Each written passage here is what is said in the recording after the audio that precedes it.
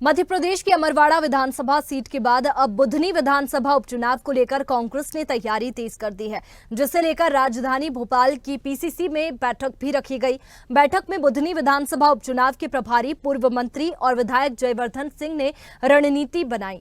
हालांकि अभी तक चुनाव की तारीख जारी नहीं की है, लेकिन कांग्रेस ने बुधनी विधानसभा चुनाव को लेकर 2 प्रभारी की नियुक्ति की है, जिसमें विधायक जयवर्धन सिंह और पूर्व विधायक शैलेंद्र पटेल का नाम शामिल है। इधर बीजेपी का कहना है कि कांग्रेस बुधनी जीतने के सपने ना देखे। बुधनी हमारा गढ़ है। बुधनी उपचुनाव को लेकर दोनों ही पार्टियों ने जीत के दावे करना शुरू कर दिए हैं। इसी पर देखिए हमारी ये खास रिपोर्ट। पीसीसी के सेंट्रल हॉल में हो रही ये बैठक बुधनी विधानसभा सीट पर कांग्रेस की मजबूती के लिए है। बुधनी विधानसभा कांग्रेस के लिए बड़ी चुनौती है। शिवराज सिंह चौहान 17 साल से वहीं से विधायक बने और उन्होंने प्रदेश पर राज किया।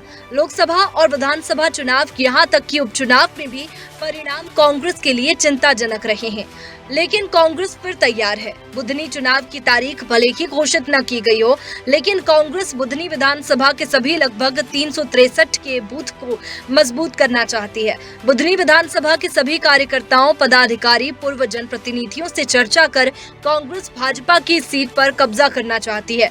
बुधनी के प्रभारी जयवर्धन सिंह ने पूर्व सीएम शिवराज सिंह चौहान के पुत्र कार्तिकेय के टिकट की अटकलों पर कहा कि बुधनी विधानसभा में बीजेपी की 10 से 12 उम्मीदवार की जानकारी कांग्रेस के पास है। उनके परिवार में टिकट मिलता है या नहीं, इस मामले पर मुझे कुछ नहीं कहना है। वो किसको टिकट दें, लेकिन अभी भाजपा ने कुछ ऐलान तो नहीं किया है टिकट किसको मिलेगा। मैंने सुना है, मुझे जो जानकारी मुझे अभी तक मिली है कि लगभग बुधनी विधानसभा में भी भाजपा के 10-12 दावेदार हैं। अनेकों लोग जो शिवराज सिंह चौहान जी का काम पूरा देखते थे बुधनी विधानसभा का, कोई प्रत्याशी शाहगंज से है, कोई प्रत्याशी बुधनी से है, कोई प्रत्याशी भाजपा के नसरुल्लागंज से हैं। अलग अलग क्षेत्र से अलग अलग प्रत्याशी उनके सामने आ रहे हैं, लेकिन जब तक भाजपा स्वयं तय ना कर ले, मैं उस पर कोई टिप्पणी नहीं करूँगा। दरअसल पूर्व मुख्यमंत्री व केंद्रीय मंत्री शिवराज सिंह चौहान के बुधनी विधानसभा से इस्तीफा देने के बाद ये सीट रिक्त हो गई है। अब शिवराज केंद्र की मोदी सरकार में मंत्री है, जिसकी वजह से इस सीट पर दोबारा चुनाव हो रहा है। यही वजह है कि कांग्रेस इस सीट को बहुत अहम मान रही है, लेकिन कांग्रेस के लिए ये सीट जीतना बहुत ही मुश्किल रहने की उम्मीद है। इधर प्रदेश कांग्रेस कार्यालय में पदाधिकारी और कार्यकर्ताओं समेत जनप्रतिनिधि इस पर मंथन कर रहे हैं। वहीं भाजपा का कहना है कि कांग्रेस के हाथ बुधनी में खाली है और जनता हमारे पक्ष में है। देखिए, बुधनी भारतीय जनता पार्टी की स्थापित सीट है। भारतीय जनता पार्टी माननीय शिवराज सिंह चौहान जी के नेतृत्व में लगातार विकास के नए नए आयाम गढ़े हैं। बुधनी की जनता भारतीय जनता पार्टी के पक्ष में है और हमारी तैयारी भी पूरी तरीके से। वहाँ कांग्रेस को ढूंढे खोजे से प्रत्याशी नहीं मिल रहे हैं। आयातित करके चुनाव लड़ाए गए थे पिछली बार, क्या परिणाम रहे।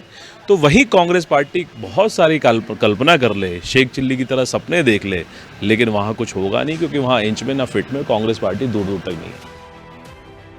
देखा जाए तो एमपी कांग्रेस अमरवाड़ा उपचुनाव हारने के बाद भी भाजपा को कड़ी टक्कर देने में कामयाब रही।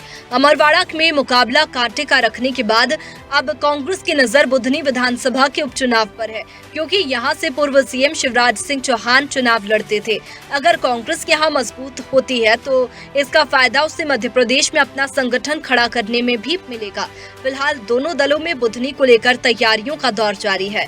अब फैसला टिकट घोषित होने के बाद होगा कि बुधनी में कांग्रेस और भाजपा के बीच मुकाबला कैसा रहेगा। भोपाल से स्वदेश न्यूज के लिए अनिरुद्ध सोनोनी की रिपोर्ट।